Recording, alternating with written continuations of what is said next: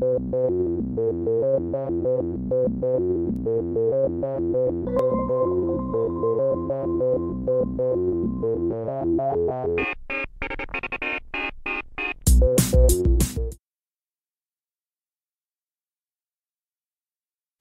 and welcome back to the History Hut. I'm Jim. This is Dr. K, and we're talking about immigration to Canada. So what changes made immigration to the West a success?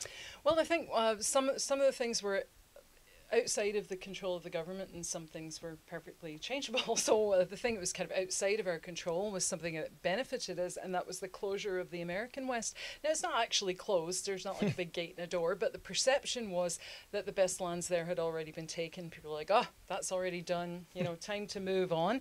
Also, they introduced new strains of wheat, and then another thing is that the railway policies are really favorable as well. They give all sorts of freebies, and they do some research and development.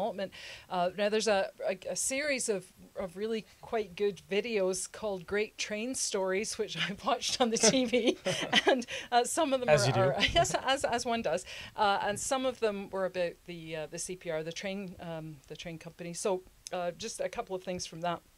The CPR set up discovery excursions for journalists and for ethnic leaders as well, to bring people like, are you an ethnic leader? Please come this way.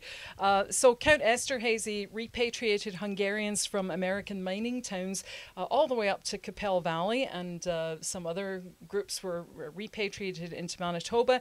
The CPR gave them a free ride. Come on and take a free ride.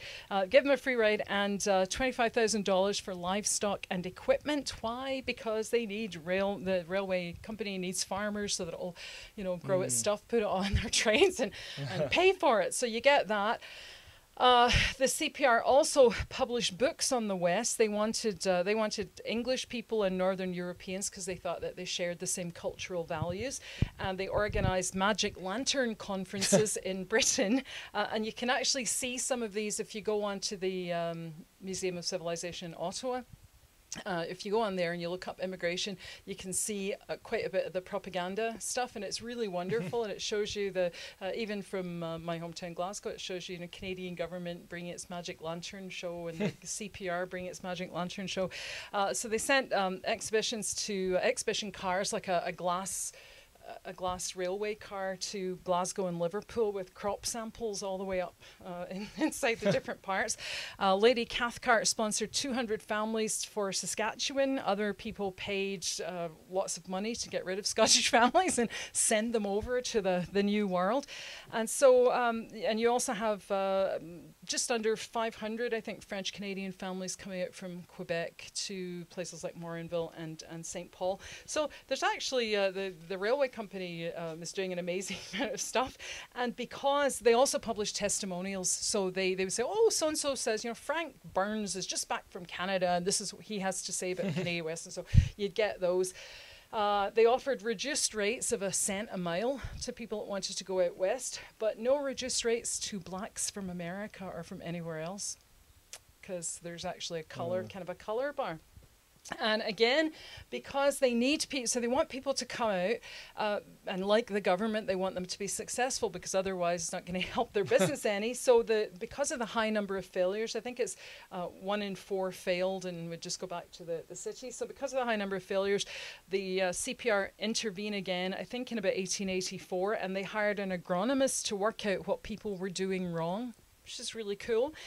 They set up 12 demonstration farms across the West. They did seed research, especially wheat, and they actually set up ready-made farms, and this was to attract British families. They said, well, you know, we've already got the ready-made farm and the house and everything, and for a price you can just take that over and get started, so you didn't have to start from start from scratch.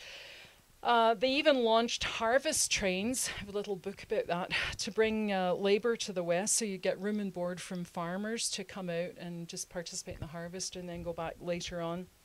And there was also, of course, English children from about the late 1860s to about 1925, there's about 80,000 children aged between 8 and 17, a third of them orphans, trained on farm schools and sent to Canada. And so they'd be kind of boarded with families. Wow. And in 1923, for every 1,000 boys that were available to work on your farm, there were 17,000 requests for their labor. Wow. So, yeah, and they're absolutely wonderful and yet really, really sad stories of kids that for one reason or another believed that they were orphans because they were in orphanages, but it didn't mean that their parents were both dead. And the orphanages, it's a big kind of scandal.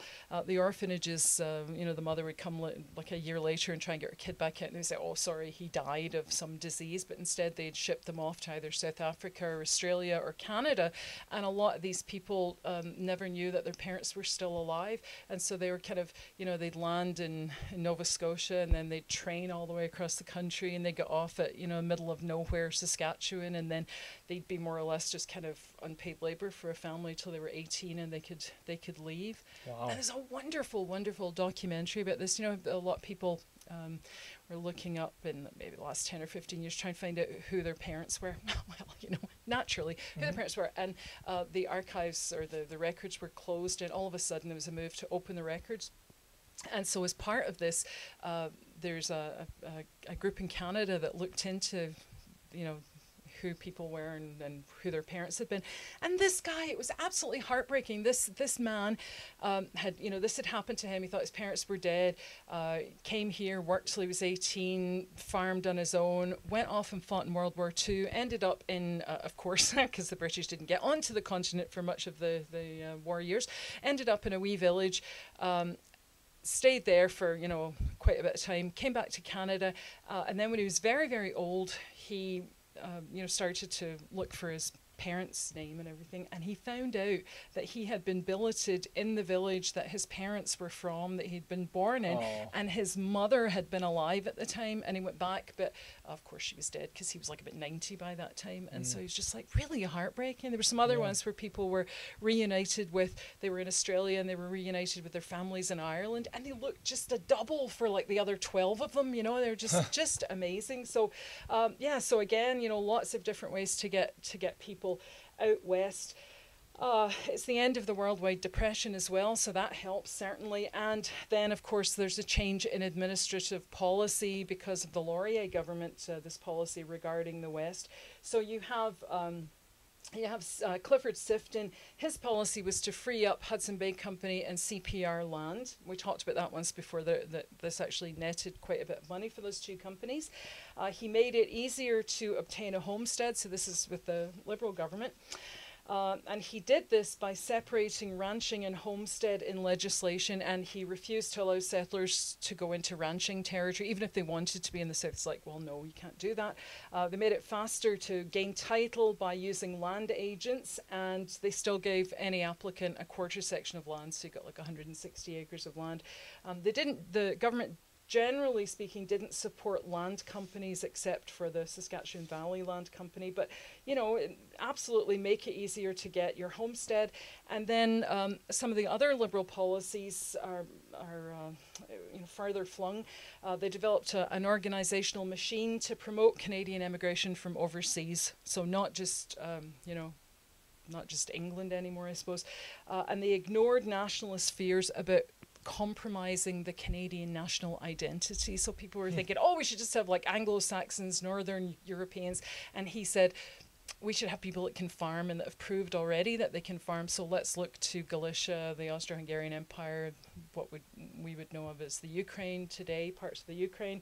So he argued for an open door policy for farmers, but it's not a completely open door policy, because he believed that there were certain groups that if they came here, they wouldn't farm. Now, this is just a kind of snapshot of the time that he lived in, I suppose. So he believed that Jews, black people, and Asians were unsuited for farming. Now, you and I both know from world history that the Chinese had their first green revolution in like the 12th century, so that's kind of silly, but these are the kind of perceptions of the day.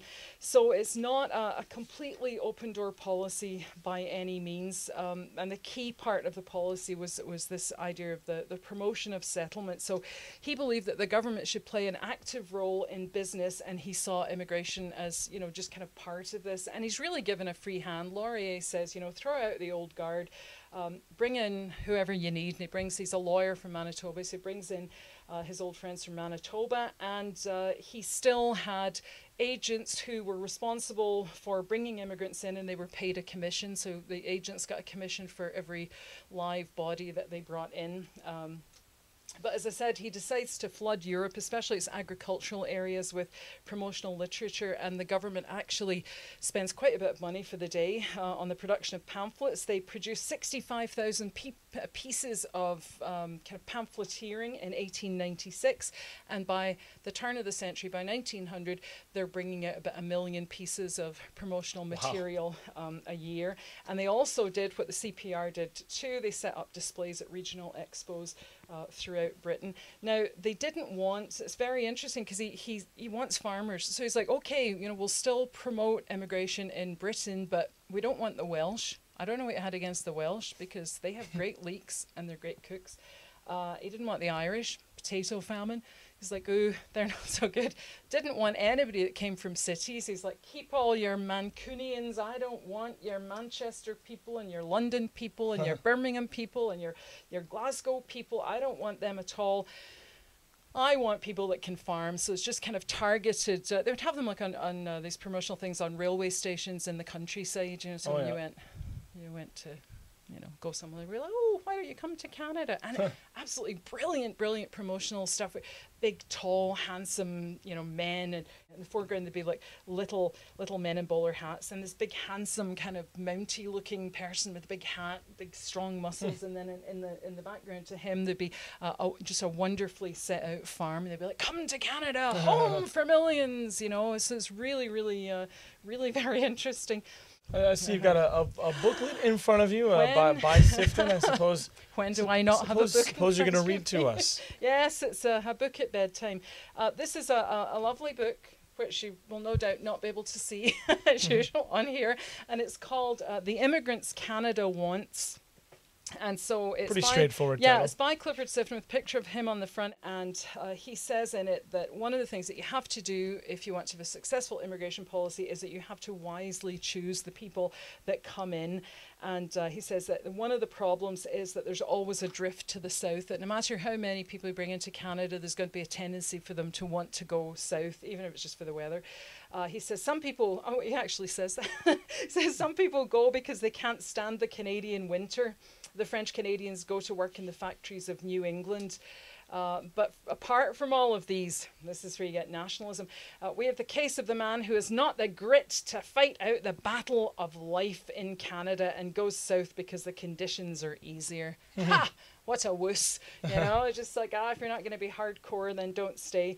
And so he also says that it's necessary to understand the national characteristics of the people that you want to attract. And we actually have a little red book, and it goes from A to Z, and it's all the nationalities of the world, and it gives you the one positive thing about them and then the 2 or 3 negative things about them. So if you wanted to know about anybody at all, you know, you were like, Bulgarians, and it just going to give you a little, well, if you ever meet a Bulgarian, this is what he's going to be like. So they're really into that, kind of trying to understand who the people are that want to come in. And he talks about the early days when they sought their sources of people from the United States, and then and from Great Britain, the north of England and Scotland, because they wanted to sift out the settlers from, the settlers that they wanted from the ones that they didn't. And then the third one was from Hamburg, because they actually create this NATC, North Atlantic Trading Company. And what they did was they flooded Europe with this promotional material. And it was kind of like, I don't know, it's like a Monty Python skit. The guy that goes into travel agents, you know, and the guy says, where do you want to go? You know, and in this case, it'd be like, I want to go to Canada. They'd be like, come into the back back room because, we shouldn't really be giving you this information about Canada. And then they would hand them over, some information. And the steamship companies, so the companies in Europe were responsible for making sure that people had a certain amount of money or they couldn't come, and they had to pass their health checks there so that we got like the best of the best, and they actually kind of go, and we get better than the Americans because we don't just get the dross. So he talks about that.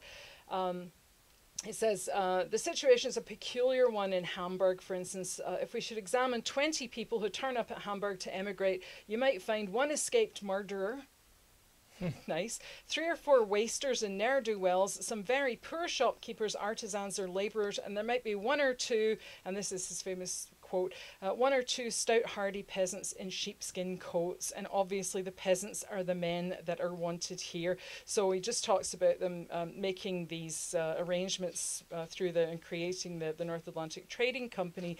And of course, it's kind of shut down, I think about 1906, but very successful at first. So his most famous quote, extended, is, who do we want?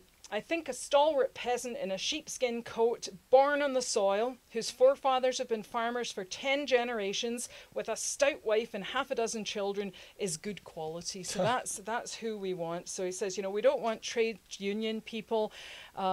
He says, at first there was no selection and it was absolutely hopeless. And the big problem was that nobody knew anything about Canada. So they hadn't a clue what it was they were coming to. They didn't know about the life of the pioneer either. And it's one of my favorite bits, and I'll just kind of finish with this. He thinks it takes about 2 generations to turn town-bred people into farmers, and that's actually too long when you have to go out and just kind of get it done. He says, there's talk about getting a large number of people from the manufacturing towns of England and Scotland. We don't want mechanics from the Clyde, that's from Glasgow, riotous, turbulent, and with an insatiable appetite for whiskey. So we're out. My family wouldn't have been chosen. He says it's next to a crime to put these kind of men out in the West under the conditions that exist. The pioneers have to be of the toughest fibre that can be found. Let no one imagine you can get people in huge numbers from the towns and make farmers of them. So, well thought out plan. We want farmers, and yet there is some opposition to it within Canada, because people say, well, we want people that are culturally the same as us. We don't want people that speak different languages and are peasants. We want like Anglo-Saxon culture. And so he's actually seen as quite forward thinking, whereas today people look back and say, ooh, he didn't want Jewish people and black people and Asians. It's like, that doesn't sound too good. So it's interesting. For his time, he was probably, he's bucking the trend. People are saying, no, just let English people in. That'll be fine because we know what they're like and they share our culture. We know what they're like. We know what they're like.